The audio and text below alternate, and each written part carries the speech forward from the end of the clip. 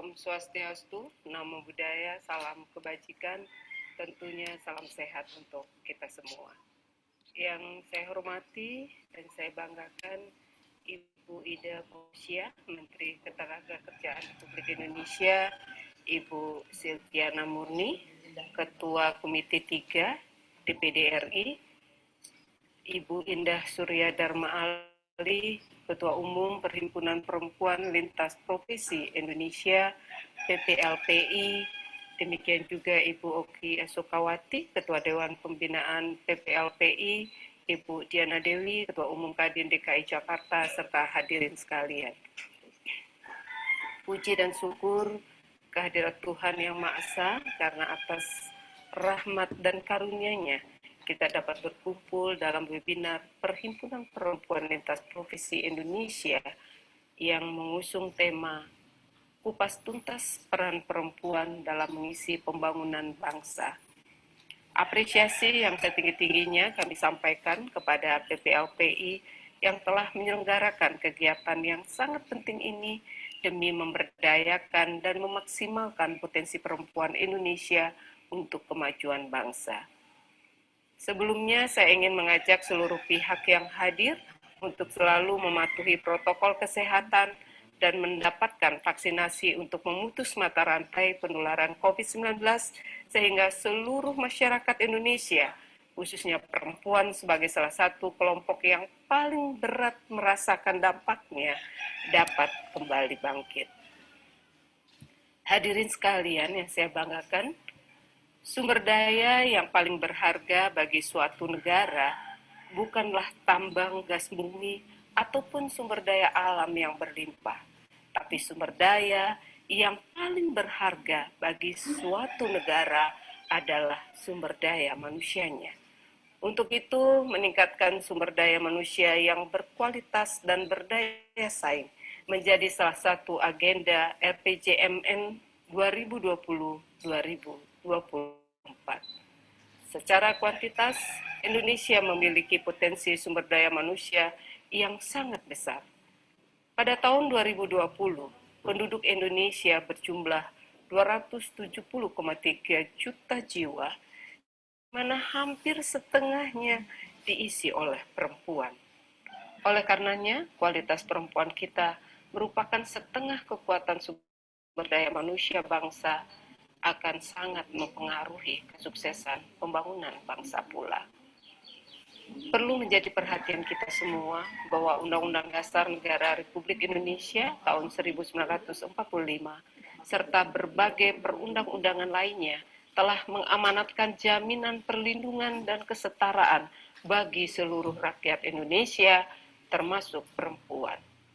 Tidak hanya itu, kesetaraan gender juga masuk ke dalam berbagai agenda pembangunan berkelanjutan 2030 SDGs, khususnya pada tujuan kelima, yaitu mencapai kesetaraan gender dan memberdayakan semua perempuan dan anak perempuan. Sayangnya, ibu-ibu sekalian, berbagai data dan fakta menunjukkan bahwa perempuan masih mengalami diskriminasi, stigmatisasi, marginalisasi, subordinasi, dan bahkan kekerasan.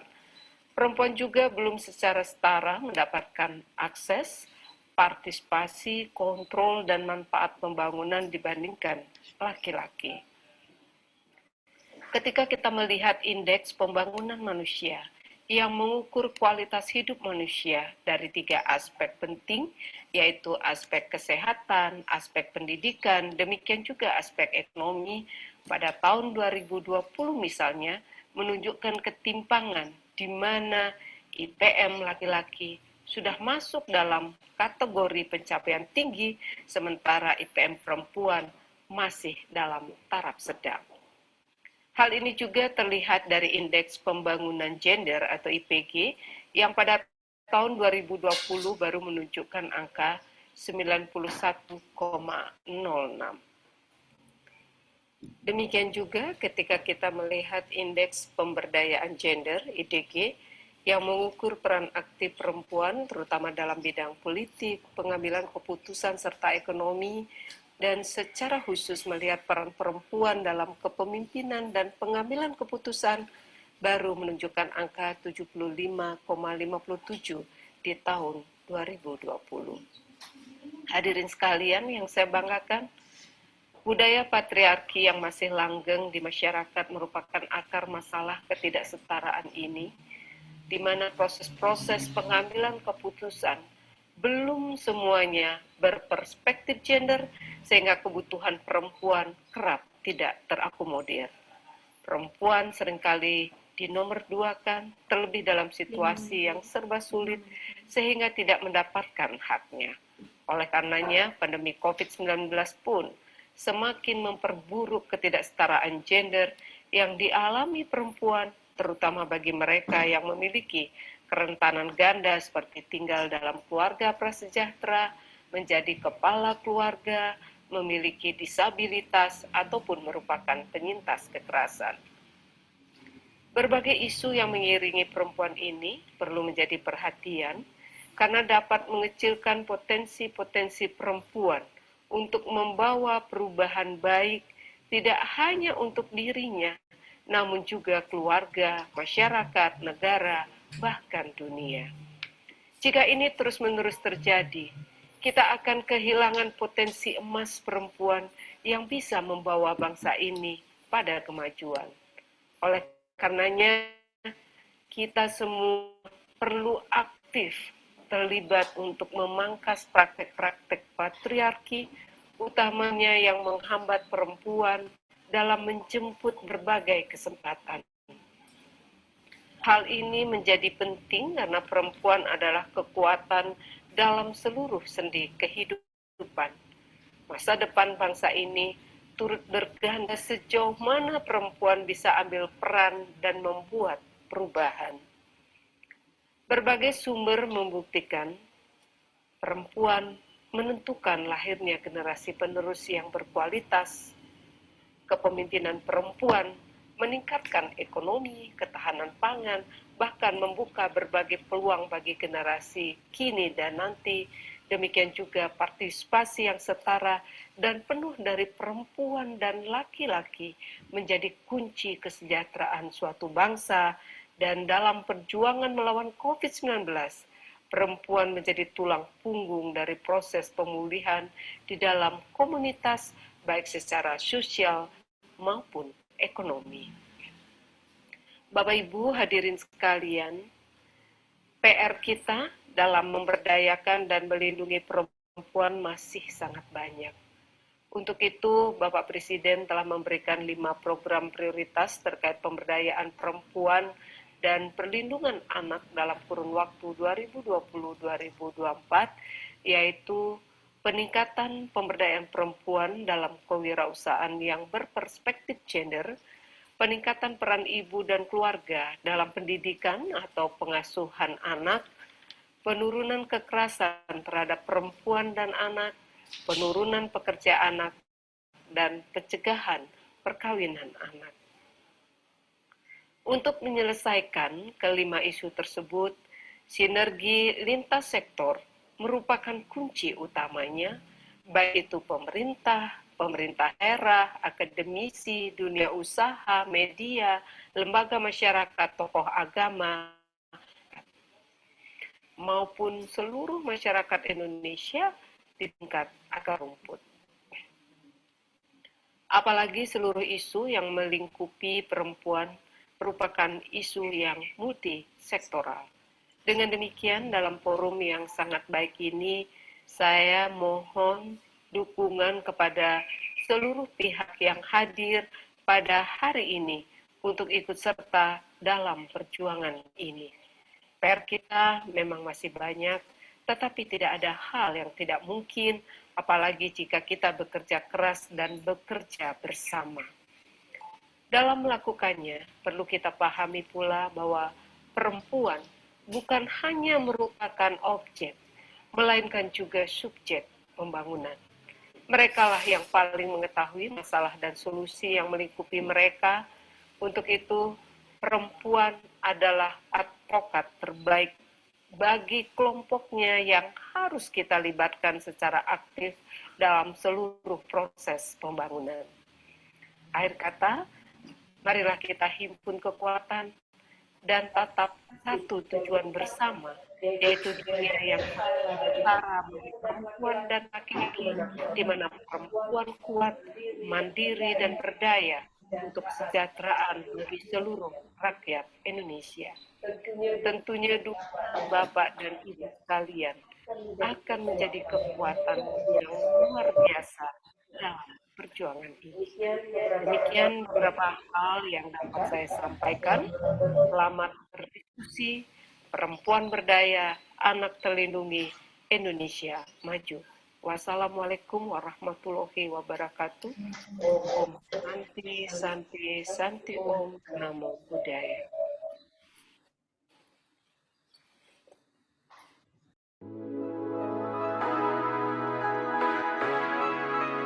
Assalamualaikum warahmatullahi wabarakatuh. Om Swastiastu, Nama Budaya, salam kebajikan, salam sehat, dan salam lestari. Kenapa saya sampaikan salam lestari? Karena saya juga salah satu dari ketua DPD untuk agronomi. Jadi Perhimpunan Agronomi Indonesia DKI Jakarta. Walaupun saya bukan ahli agronomi, tapi mungkin karena waktu wali kota saya selalu mendapat adipura, penghijauan, akhirnya saya didapuk lah menjadi ketua Perhimpunan Agronomi Indonesia. Terima kasih sekali dan sekali lagi salam lestari. Mari kita hijaukan Jakarta dan Nusantara. Bapak dan Ibu, hari ini saya mendapat tugas yang luar biasa. Satu, sebagai narasumber pertama. Tentu saja saya merasa berbahagia, satu penghargaan yang luar biasa dari PP LIPI, Ibu Indah yang cantik, ketua umum kita yang tercinta, yang selalu memperjuangkan hak-hak perempuan dengan perempuan-perempuan cantiknya. Saya merasa bahwa saya terlalu tersanjung gitu, dianggap sebagai seorang yang bisa mampu berbicara soal masalah birokrat maupun masalah politik. Sebenarnya ya memang tidak salah juga, karena saya 31 tahun berada di Pemprov DKI Jakarta dengan mengikuti 7 gubernur dan kemudian ada 11 amanah atau jabatan lah yang diamanahkan kepada saya. Sekaligus juga pada tahun 97-99 saya juga pernah didapuk oleh Bapak almarhum Gubernur Suryadi Sudirja untuk menjadi anggota DPRD DKI Jakarta. Karena zaman dulu itu ya politiknya atau aturannya masih ada ABG ya, ABRI Birokrat Golkar, dan saya masih salah satu dari birokrat yang ditugaskan menjadi anggota DPRD DKI Jakarta. Saya pernah juga menjadi pansus di sana, pansus Komisi A waktu itu untuk pemanfaatan lahan untuk pembangunan. Nah, kemudian tahun 99 cuma 2 tahun saya keluar karena ada aturan yang menyatakan bahwa kalau mau pilih PNS atau partai, saya lebih memilih PNS karena memang saya udah ingin sekali berkarir dari awal itu. Sebentar boleh? 10 menit ya. Ada gangguan sedikit. Saya diminta untuk menjadi anggota DPRD, kemudian saya mengatakan kalau suruh pilih partai atau PNS, saya akan memilih PNS. Karena memang target saya adalah saya ingin menjadi PNS. Yang berkarir di PNS. Alhamdulillah saya sampai mentok semuanya, artinya saya sudah sampai eselon 1, saya juga sudah 4E pangkat saya, alhamdulillah kenaikan pangkat saya 3 kali istimewa. Saya terkagum-kagum juga dengan 2 menteri yang tadi barusan tuh saya kagumi sekali. Ada Ibu Ida, Dr. Ida yang cum laude, dan kemudian ada Ibu Bintang yang sangat bersahaja dan saya selalu bersama-sama beliau dengan vaksinasi nasionalnya. Kemudian setelah itu saya berkarir terus di PNS dan baru pada tahun 2017 saya mengundurkan diri sebelum usia memasuki pensiun. 2 tahun lagi saya masuk pensiun, tapi saya sudah dilamar oleh seorang yang luar biasa menurut saya, yaitu Mas AHY, Agus Harimurti Yudhoyono, untuk menjadi wakil gubernur di Pilkada DKI 2017. Namun nasib menghendaki lain, karena memang doa saya, Robbi anzilni munzalan mubarakau wa anta khairul munzilin, yaitu tempatkanlah aku di tempat yang penuh berkah, karena engkau maha pemberi tempat penuh berkah. Alhamdulillah akhirnya saya, mungkin tempat saya yang tidak pas di wakil gubernur, akhirnya saya ikut lagi dalam kompetisi sebagai salah satu dari anggota DPD RI Dapil DKI Jakarta. Akhirnya saya bersama-sama dengan Prof. Jimli Asyidiki, bersama Pak Sabam Sirait, Ibu Fahira Idris, dan kemudian saya masuk dalam atau sebagai anggota DPD RI. Sejalan dengan itu, wajar saja kalau orang bertanya, apa sih tantangan perempuan dalam birokrat, sebagai birokrat atau sebagai politik praktis. Nah, seperti itulah tema yang diberikan pada saya. Menurut saya, yang paling penting bahwa pertama kita tahu dulu SWOT kita. Tantangannya apa sih? Ya kalau kita tahu SWOT kita, insya Allah kita akan mengetahui apa yang mesti kita lakukan. Apa SWOT kita? Apa kekuatan kita? Strengths kita apa kekuatan kita? Kemudian, apakah suara saya terdengar? Sangat terdengar jelas, Bu. Sangat terdengar jelas. Sangat Baik, terdengar. baik. Jadi kalau kita menguasai SWOT kita, strong kita apa, kekuatan kita, kemudian weakness kita, apa sih kelemahan kita, opportunity, apakah yang ada di depan, apakah tantangan kita, dan termasuk SWOT itu satu lagi adalah bagaimana kendala kita. Kendala kita menghadapi apa yang ada di depan. Nah, jadi kalau kita kuasai itu, insya Allah kita bisa melakukan apapun dengan baik. Sepanjang, ini yang saya ingatkan, bahwa hati kita harus bersih. Artinya apa? Harus bersih itu bahwa kita jangan pernah bermain kotor. Karena kalau ada yang menyatakan bahwa dunia politik, dunia birokrat adalah dunia laki-laki. Dunia yang boleh dikatakan sebagian orang adalah dunia yang kotor. Dunia yang penuh segala strategi, yang menghalalkan segala cara. Nah, kita bisa menghindari itu sepanjang hati kita juga bersih. Nah, saya yakin dan percaya bahwa dunia politik yang dikatakan tidak pantas dimasuki oleh perempuan, politik identik dengan satu yang aneh dari pandangan feminitas, karena politik terkait dengan kekuasaan, kesewenangan, pengerahan massa, dan kompetisi-kompetisi yang tidak melekat dalam diri perempuan, yang perempuan itu lebih mengutamakan perdamaian, bahkan cenderung harmonis. Harmoni di mana saja. Kebetulan di sini ada Mbak Oki. Mbak Oki juga mantan, sekarang mungkin masih sudah tidak barangkali DPR, anggota DPR. Tentu dia juga nanti akan memberikan kisi-kisi juga. Nah, bagaimana kita menghadapi seperti ini? Kondisi-kondisi negatif itu menurut saya bukan menjadikan perempuan ini menjadi pesimis berkiprah baik dalam dunia birokrat maupun dalam dunia politik. Ini yang ingin saya sampaikan. Satu, menurut saya hati kita harus bersih. Dua, budaya kita memang patriarkat atau bagaimana dominasi laki-laki. Tapi kalau kita sadar bahwa kita tidak melupakan kodrati kita sebagai perempuan. Tadi dikatakan oleh Ibu Menteri Menaker yang selalu mempunyai bagaimana mereka mendefense atau memprotek itu. Kalau biasa ada 3 protek kata beliau. Yang pertama, apa yang dilakukan oleh Kementerian Tenaga Kerja, satu protektif. Yaitu bagaimana kita selalu memproteksi perempuan-perempuan di dalam bekerja, melindungi. Yang kedua kata beliau adalah kuratif. Bagaimana ada larangan PHK bagi perempuan karena kodratinya, karena dia menikah, karena dia menyusui, karena dia hamil, harus dipecat misalnya. Itu ada larangan untuk itu. Ini kan luar biasa. Kemudian ada lagi apa? Yaitu yang dikatakan dengan diskriminatif. Jangan sampai ada praktek diskriminasi, terutama tentang keadilan gender tadi. Nah, ada lagi yaitu waktu yang fleksibel. Sekarang apalagi di zaman pandemi ini banyak sekali pekerjaan yang banyak dilakukan oleh perempuan-perempuan yang luar biasa. Nah, jadi saya mengatakan bahwa semuanya ini it depend on us. Tergantung kita perempuannya. Mampu nggak kita? Tapi saya seringkali, saya garis bawahi betul, jangan pernah melupakan kodratimu sebagai perempuan. Jangan takut hamil karena takut jelek badannya. Jangan takut menyusui karena takut nanti payudaranya tidak bagus. Jangan juga takut kita berada di dapur karena kita dianggap yang konco winking saja. Nah, menurut saya itu bisa kita eliminir hal-hal itu. Dengan cara apa? Seperti yang disampaikan oleh Ibu Menteri Pemberdayaan Perempuan tadi. Bagaimana kita menghadapi tantangan itu dengan menunjukkan kualitas diri kita. Bahwa kita mampu menanggulangi apa yang menjadi atau yang di hadapan kita. Setiap ancaman itu menjadi sebuah tantangan. Setiap kendala itu justru tantangan, challenge buat kita untuk bisa bergerak maju. Nah, tapi jangan jadikan baik itu sahabat laki-laki kita, mitra kerja kita laki-laki atau perempuan itu menjadikan kompetitor. No way, saya tidak menghendaki mereka menjadi kompetitor. Tapi jadikanlah mereka mitra sejajar. Kalau mitra, kita bisa take and give. Tapi kalau kompetitor, kita defense. Nah, kalau kita jadi mitra, maka kita akan bisa memberikan sesuatu untuk manfaat buat dia, dan dia pun akan memberikan sesuatu yang bermanfaat untuk kita. Jadi saling take and give. Mungkin itu kan tidak ada di dalam dunia birokrat atau di dunia politik. Menurut saya kita ciptakan itu. Kalaupun itu tidak ada, mari kita ciptakan. Mari kita berkompetisi secara sehat dalam arti kita bermitra. Bermitra, sekali lagi bermitra. Kenapa saya katakan begini? Ingat apa yang dalam ayat yang pertama itu Iqra. Apa itu Iqra? Baca.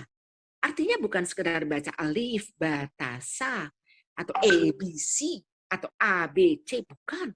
Tapi bagaimana kita membaca fenomena zaman. Bagaimana kita bisa menganalisis itu semua. Saya berpikir, kalau kita mempunyai kemampuan untuk membaca itu semua, maka kita pun pasti akan punya strategi bagaimana kita mengatasi semua persoalan itu.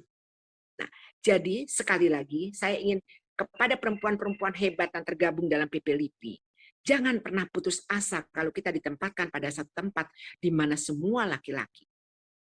Jangan jadikan mereka kompetitor kita, tapi jadikanlah mereka mitra kerja kita. Kita berikan, kita jemput bola.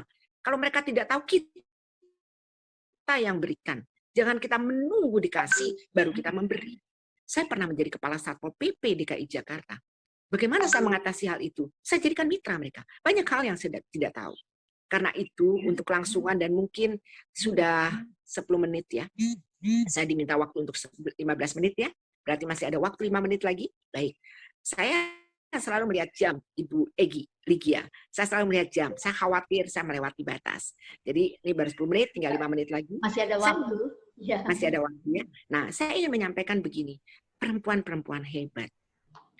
Selalu ini yang saya pakai dalam hidup saya yang mungkin bisa menjadi contoh atau bisa menjadi cermin atau bisa juga menjadi, kalau memang belum dijalankan, alhamdulillah mari kita jalankan sama-sama.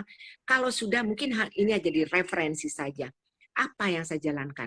Yang pertama kali, mari kita bikin moto untuk hidup kita sendiri. Moto hidup kita yang kita jalani, sehingga kita bisa berada di mana-mana. Sehingga kita bisa siap untuk menghadapi tantangan apa saja. Apa moto hidup kita? Saya contohkan.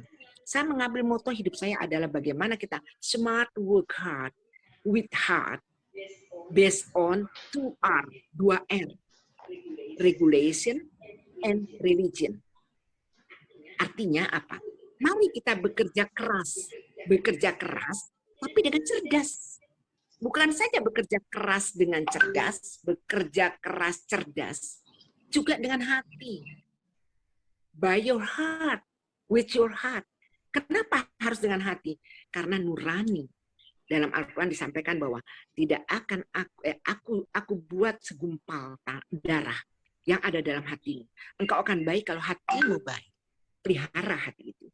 Makanya kalau kata Agim, jagalah hati. Nah, itu. Kita harus jaga hati kita. Jadi with heart. Jadi ada keikhlasan. Kita tuh pasti yang ada keikhlasan. Bukan gue dapat apa ya. Bukan seperti itu. Tapi kita melakukannya dengan hati. Kerja keras, yes. Kenapa harus kerja keras dengan cerdas? Karena kita tidak boleh kerja keras saja. Karena kalau kerja keras saja itu membabi buta dan melelahkan. Karena itu harus cerdas. Bagaimana yang prioritas, bagaimana tidak prioritas. Bagaimana kita menghadapi semua ini, kita harus pilih. Kemudian, based on, berbasis pada 2R. R yang pertama adalah regulation. Dimanapun kita berada, pasti norma regulasi. Bicara regulasi, ini bicara norma tertulis dan norma tidak tertulis. Termasuk adat di dalamnya. Jadi, mulai apa yang kita ikuti, mulai aturan dari RT, RW, terus sampai GBHN, sampai pembukaan Undang-Undang Dasar 45. Nah, kemudian yang kedua apa? Religion. Itu kita bisa selamat di dunia kalau kita ikutin regulasi. Yang kedua religion. Kalau kita ingin husnul khotimah, kita ingin selamat, ayo ikutin. Kajian-kajian, norma-norma yang dalam Alkitabkah, Al-Qurankah yang kita yakini kebenarannya. Itu udah bicara akidah. Insya Allah kita selamat di akhirat. Jadi kita inginkan selamat dunia dan akhirat. Husnul khotimah. Nah, untuk bisa seperti itu, ada 5 hal yang secara cepat saja. Biasanya saya ngasih 1 semester ini.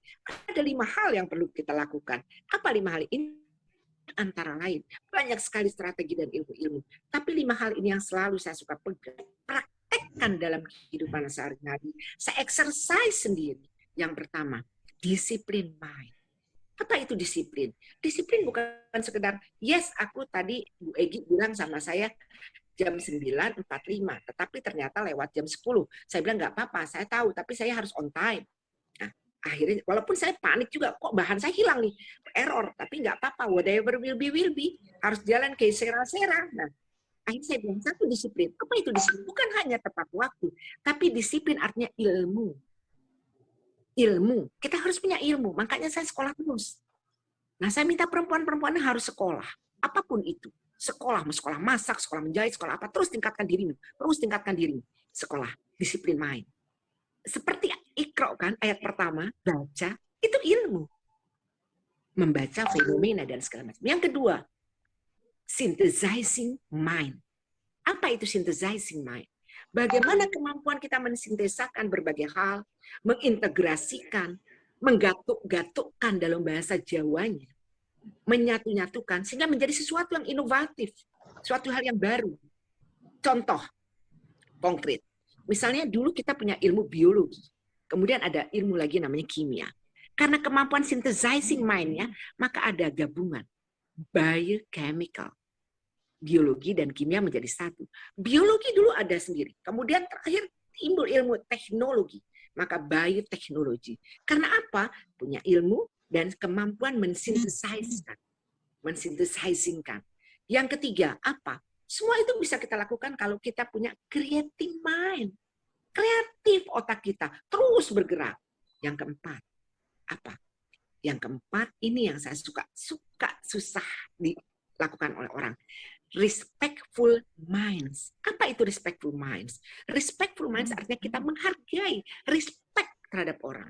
Jangan pernah, oh saya profesor, oh saya begini-begini. Jangan lupa. Prof, 1 menit lagi, Prof. Ya, terakhir, mbakmu itu di rumah yang tukang masak, lebih jago dia masaknya daripada saya. Jadi jangan pernah tidak menghargai seseorang. Yang kelima, terakhir, even though, ini kalimat yang penting sekali. Even though, walaupun Anda mempunyai 4 hal, discipline minds, synthesizing minds, creating minds, dan respectful minds, they are nothing. Itu nggak ada maknanya kalau tidak berbasis based on pada apa? The ethical minds. Inilah yang dikatakan dengan akhlakul karimah.